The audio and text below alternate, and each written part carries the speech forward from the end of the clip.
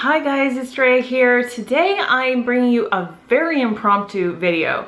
I had plans, to be honest, to do a video that was going to be top 10 things you need in your collection, but really I could only figure out like 9 and I could never get the 10th one. And so what I thought I would do is bring you 5. I'm going to do a quick 5 things you need in your collection video, and then maybe you guys want to suggest some things you think you need in your collection in the comments, and then maybe I'll find my 5th final thing and I'll bring you a part 2 of this. I think these are things that every single person could benefit by putting them in their collection. This is not like you have to get this one specific brand name product. These are just different types of products. Some of you may use them on the reg and you may already be like, I know, you don't need to tell me that, but some of you may not. And there's always beginners, and I was a beginner at one time, you were a beginner at one time, and when you're a beginner you look for advice and you may not know these things. So that is why I'm doing this video. The first thing is something that I think even if you are a diehard makeup lover, maybe you haven't considered, maybe you haven't considered this yet, but I think anybody could benefit from this, and it is lip scrub. So especially going into the fall winter time, this is when I know at least my lips start drying out. In the summer I really don't have issues with dry lips at all, so I don't even tend to use these hardly ever in the summer, but definitely in the fall and winter when your lips dry out, you want to exfoliate them. And number 1, it just gets rid of the dead skin, which just makes your lips look a little bit better and feel better too. But number 2, it's definitely better for lip color to go on top of a smooth surface. So whether you're wearing matte liquid lipsticks or just a regular creamy lip, whatever, it's still gonna go on smoother over lips that don't have like patchiness or skin sticking up, which is kind of unpleasant to deal with. So I have 2 suggestions here. One is high end, one is low end. This is from e.l.f. It comes in a lipstick form. This is the lip exfoliator, and it's all kind of mangled, but it smells really good. It smells kind of like brown sugar. It's got little scrubbies in it, and it just kind of, you whisk it all over your lips and it just kind of takes away the dead skin. This one is actually my favorite. This is from Fresh. It's the Sugar Lip Polish. In the winter, I do use this quite a bit.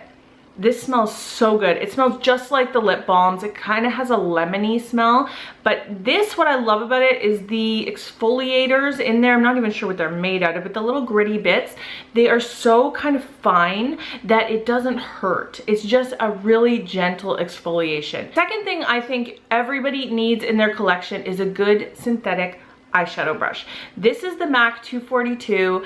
I only found out about this within the last couple months, and let me tell you, it has changed the way I do my eyeshadow.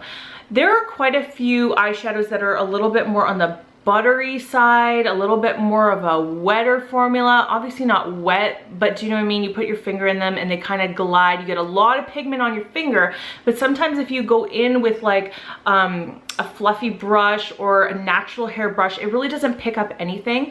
It doesn't have to be a MAC brush, of course. I just find that this one works so well, is so perfect, and it picks up a perfect amount of pigment, applies it evenly all over your lid. It's gonna make that beautiful eyeshadow just pop on your lid. I have not found a good drugstore dupe of this, but I'm in Canada, the land of things that are not available. And so if you guys have suggestions, leave them in the comments for a good dupe of this, because if it can be ordered online at least, or definitely a cheaper option in drugstores where you are, then let your fellow friends know in the comments. But at least for me, this is the best one I have found. Either way, get a good synthetic eyeshadow brush. It will change your eyeshadow game. Next thing is setting spray. When I was new to makeup, nobody told me about setting spray. I didn't know the benefits of setting spray, and that's why I want to talk about it, just because lots of people don't know, and I'm gonna just tell you what it does for me. So setting spray can be used in a variety of ways. This one here is the Fast and Fabulous one from Hard Candy. This is my 2nd bottle. I love this so much I have repurchased it. This smells like cucumber. So when you spray setting spray, it should have a fine mist. You want it, number 1, to have a fine mist, because you don't want big glops of liquid landing on your face, because it's gonna wreck what you've done. When you get a fine mist, it just kind of evenly covers your face. So you can get a setting spray that is just going to kind of give your makeup longevity. So it should stay in place, it shouldn't move, it should stay until the end of the day. Urban Decay makes the all-nighter one, which is awesome. There's L'Oreal Infallible Pro Spray and Set from the drugstore. There are lots of great ones out there. So that's number one, it should give you longevity. The other thing that I love that setting spray, really my favorite thing about it is it takes away powderiness on your face. So me being a very oily skinned person, I have layers of makeup on. I've got primer, I've got foundation, I've got corrector, I've got concealer, I've got powder, blush, highlight, you know the drill. There's lots of layers. This one I think is the best for meshing everything together. So this is the MAC, another MAC product, but it's the Fix Plus. When I sprayed this on my face, it just kind of takes away that powderiness and it meshes everything together so it doesn't look like a layer of blush and a layer of highlight. It just looks like your cheeks are glowing and beautiful. The other thing Fix Plus is great for, going back here, is when you want to wet your brush, because you can wet your brush with water or different products, but when you wet your brush with Fix Plus or setting spray, in fact I do use this for that sometimes too, is it gives that eyeshadow a more foiled effect, so a wet effect on your lid, and it just makes that color intensify even that much more. So my fourth product is a matte bronzer. Bronzer is beautiful. I did a whole drugstore bronzer, which is the best video. I'll link that below if you're interested. That was way more though about shimmery bronzers, and that's always good for, especially in the summertime when you want to be a glowy goddess. Who doesn't want to look like a glowy goddess? But in the winter maybe, or just for shaping your face, that's when a matte bronzer is the best. So I actually have three here, and I just couldn't choose. I love all three of these. This one is the one I tend to use way more for contouring. This is Benefit's Hoola. Definitely a little bit just more neutral, and this gives you that great kind of cheek contour just lightly. This is so pigmented, you don't even need to use much at all. I barely tap my brush in it one time, and that is enough to do my cheek and just carve out that cheekbone there, give it a little bit of shadow. So number one, that's what matte bronzer is great for. A lot of people contour their nose. My nose is kind of like a ski slope anyway, so I don't really ever contour my nose. I don't need to make it look more slim. But these two I love for kind of just bringing warmth to the face. Now you can contour with this one, some people do. This is the Too Faced Chocolate Soleil. Mine is in the shade medium deep. There is a light medium one I think as well.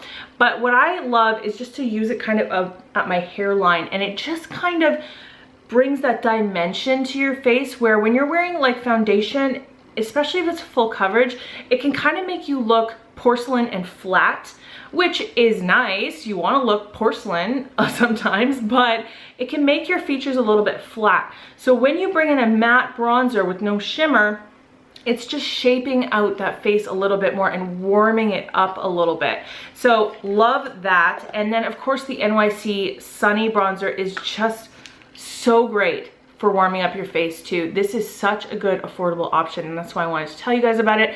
I often use a matte bronzer for warming up my neck, because my neck tends to not be the same shade as my face. It always tends to be lighter. And the final thing on my list is loose setting powder. I think everybody can benefit from a good translucent loose setting powder. You do not need a high-end one. I have quite a few high-end ones, and I like some of them and I hate some of them. But this one is so good that you really don't need to buy high-end. This is the RCMA No Color Powder. The packaging is horrendous. I'm gonna have to figure out a way to repackage this because it makes such a mess every time you open it. But putting that to aside for a second, the product inside is amazing. So a couple ways you can use loose translucent powder. You can just set your entire face as your final powder. The way I love it is to bake with, and I know baking is trendy, but I don't feel like I do it because it's trendy. I feel like I do it because it actually benefits me, and it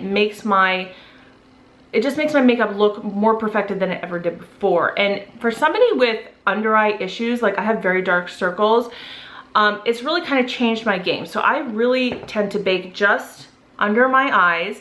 So after I've done my concealer, I will take my damp beauty blender, dip it right into the powder, and heavily apply it underneath my eye and leave it there until I'm done like all my eye makeup, basically eyebrows, eyeshadow, etc. And then what you do is you just dust it away, and what it's done is it has kind of like locked in everything underneath it. So it's not gonna move, it's not gonna crease, it just looks perfected for the entire day. Another really great benefit of baking your under eye is if you are doing your eyeshadow and you have any fallout, when you whisk that away, it's going to take away with it all the fallout. So you don't need to worry about any eyeshadow fallout on your face. Now, if you don't want to bake, that's fine. Just set your under eye as usual. And then on top, just put like a lighter layer of the loose translucent powder before you do your eyeshadow. It will still catch all of that fallout and you can just wipe it away. Those are 5 things I think everybody needs in their collection. Like I said, if you guys can think of anything else, please leave it in the comments. I cannot wait to see your ideas. Because like sometimes you guys will say something and it'll just put a light bulb in my head and I'll be like, oh my gosh, thank you. So I love it that you guys can communicate with each other too, because I know I love reading comment sections on people's videos. I do it all the time. So thank you so much for leaving your comments and helping each other out. And other than that, I hope that you guys found this really, really helpful and useful. And don't forget to subscribe if you haven't already, and give this video a thumbs up if you liked it. And I hope you guys are having a great day wherever you are, and I'll see you next time in my next video. Bye.